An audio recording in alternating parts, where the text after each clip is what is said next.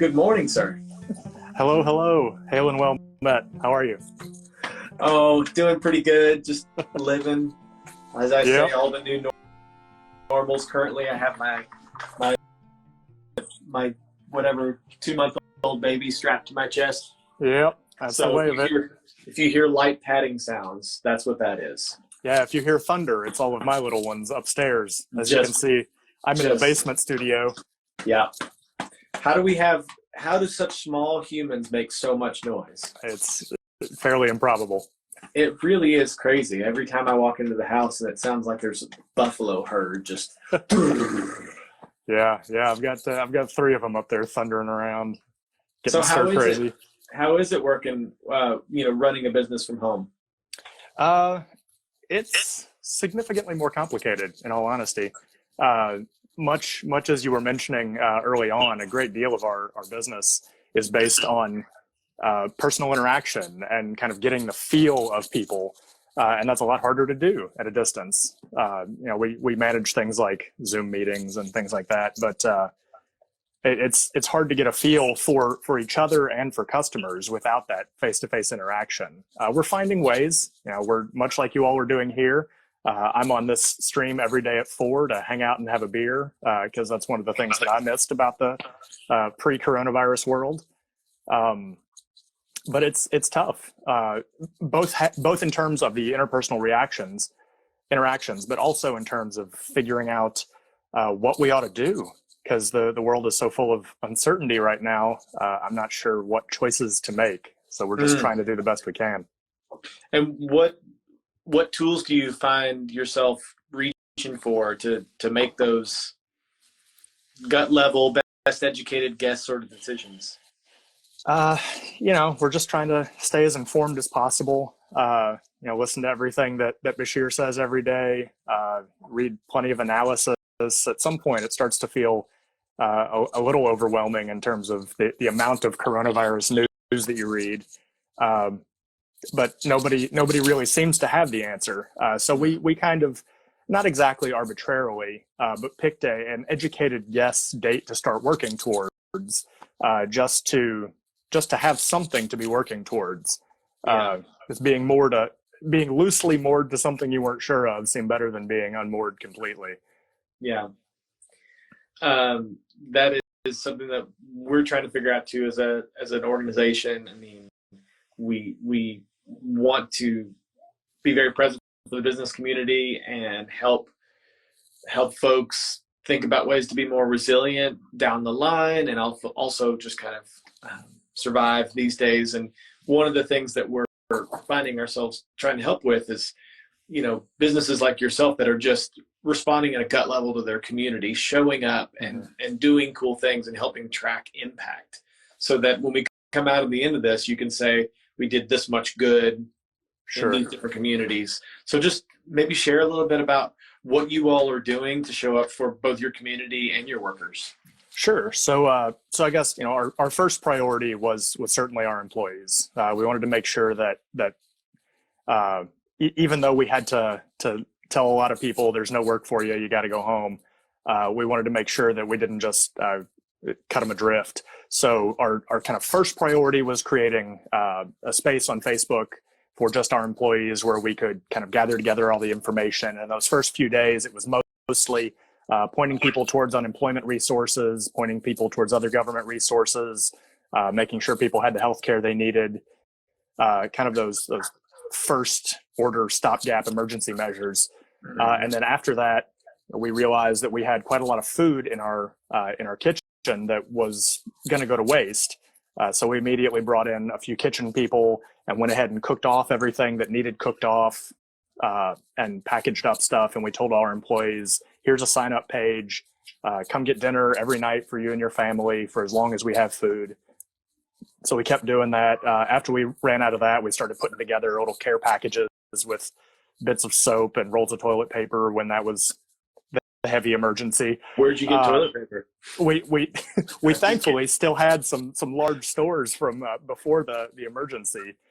So we started kind of portioning that off, and you'd come in and get a pork sandwich, 3 potatoes, an onion, and a roll of toilet paper. So yeah, we tried to put as much together as we could while we still had those resources. Uh, Ultimately, the kitchen down at the smokehouse was just too big to keep running with the carry out we were doing. So we transitioned the project over to the public house, formerly Cumberland Brews on Bardstown Road, and started doing carry out of there. It's a much smaller kitchen. It was much easier, requires less energy to kind of turn it on and get everything rolling. So we were running out of there for a while. Thankfully, we have a friend of the brewery who runs one of the area community ministries. And he said, a bunch of donations up, throwing quite a lot away. So we told him, don't throw it away, bring it in here, and we'll keep putting care packages together for us. So the care packages are weird sometimes, but we put things together. You know, like the other day, everybody got a plastic bag full of lemons, and we were like, make lemonade, it's something. That's such a wonderful metaphor for the times. Yeah, hey folks, here's a plastic bag of lemonade. Lemon. Yeah. So I mean, sometimes it's more useful. It's been bags of potatoes and bags of shredded lettuce and stuff like that. Things you can make real food out of. Right. But other times it's lemons and candy bars. We're like, it's the thing. Yeah. Totally. So we're trying to keep providing that for employees. But in terms of other community work, honestly, our revenue streams are way down, so our kind of regular donation stuff has stopped, but we're trying to stay engaged on social media, keep shouting out the people who are doing good work, keep talking to our friends and family about things.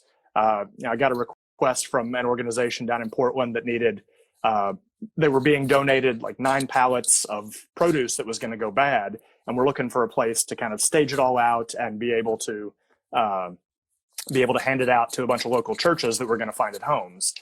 And we said, one thing we definitely have is space. So we kind of rearranged some of our brew operations and arranged some space for them. So I think today they're actually handing out 9 pallets of produce to a bunch of area churches. Oh, wow. That's pretty awesome. Yeah, food access is a really big deal right now. It is. Never thought that would be as big a thing in the U.S., but it really, really is.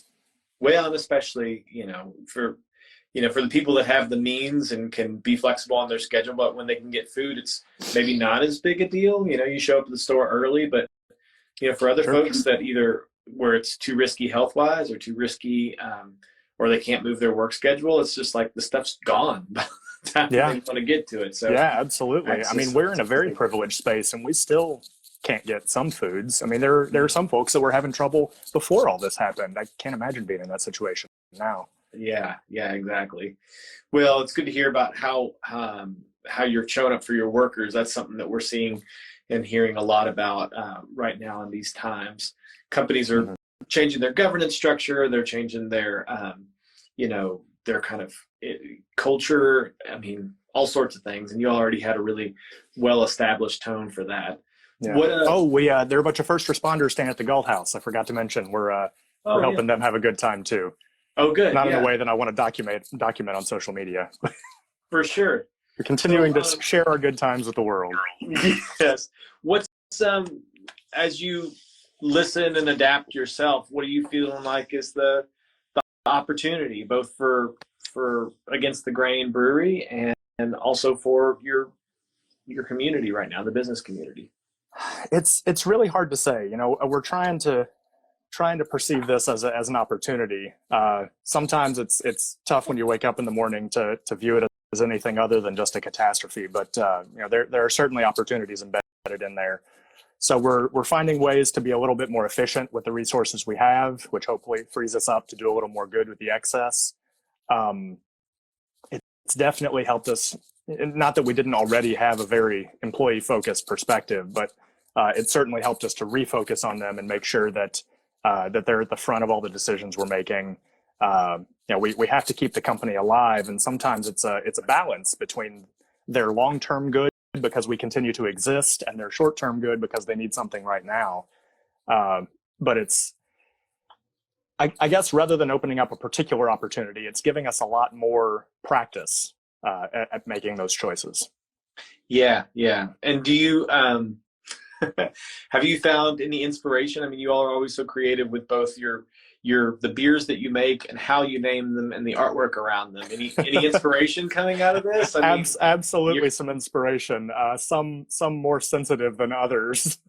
We always like to toe the line with propriety, and that'll not stop. But we've had a big whiteboard, and we write down all the names that occur to us, and some are frighteningly insensitive. But that's the whole point of a think session. So yeah, we're trying to come up with some stuff that'll hopefully give people a yuck without hurting too many feelings. Yeah, well, good. That's exciting. That's really exciting.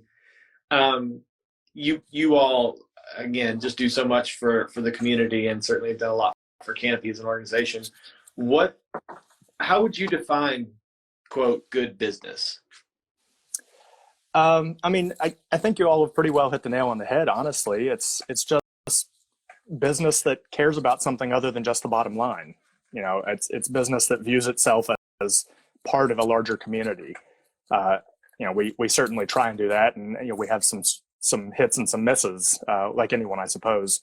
But yeah, I think it's just having objectives other than dollars.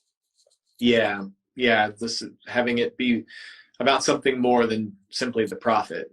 Yeah, absolutely. We're all in this together. Some of us more together than others, I guess. But that's not just the coronavirus thing. We're all in all of this together, and we've got to make sure that as we pursue things that are good for us, that they're also good for other people. Yeah. Well, as we eye and play with the idea of things opening back up, there's a lot of folks like yourself in the service industry that are trying to figure out, gosh, how are we going to follow these guidelines and sell people our food and sell people our beverages? I mean, as you tinker with it, knowing that it's a little bit of science fiction, because who knows exactly how this is going to all roll out, like, how are you imagining your business is going to operate and look and interact with the customers on the other side of this, or as we come out of it and ramp back into openness? Well, I mean, thankfully, we already tried to diversify our business pretty broadly, and we are continuing to do that in some kind of new ways. Obviously, the first front-facing piece of our business are our brew pubs, where you come into our place and sit down and enjoy the food and drink.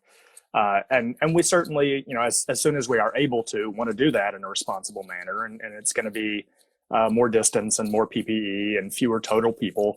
But we hope to still be able to have some of those good times with folks. But we're also looking into some other strategies. We're making sure that we continue to focus on the growth of our brand as an off-premises.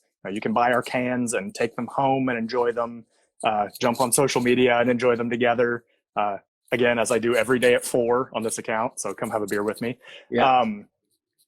We're also looking more heavily into, thankfully, the Kentucky legislature just passed a law, House Bill 415, that starting in July will allow Kentucky breweries to ship their beer through third-party shippers like UPS and FedEx and things like that. Yeah, it's a big deal. So we've been working on that for a while. Yeah, absolutely. So we're working on ways that we can capitalize on that effectively that'll really provide people the things they want and let them stay connected to our brand. We're working on a variety of subscription options. We're getting in new equipment that's going to allow us to package more varieties of beer so that hopefully we can get more varieties out through those avenues so that people can experience our brand without having to be on our premises. So you can take it with you, whether you're with other people or all alone or however you prefer to enjoy it. Yeah, for sure. Well, where can folks go to find out about how to get your beer? Stay following our Instagram. You can go check us out on Facebook as well. We've got some pretty active accounts there. You can go to our website, atgbrewery.com, and sign up for our newsletters. The newsletters are a great way to make sure you get first crack at things. And then, of course, when we're open again, come on in and join us. We'd love to have you. All right. Well, thanks so much for taking some time to swing by the cafe. My pleasure. Thanks for having me. We're thinking of you. We're rooting for you, and we're excited to get a beer together at some point on the other side of this. Absolutely. I appreciate it. All right. Take care. Be well. Thanks. Bye.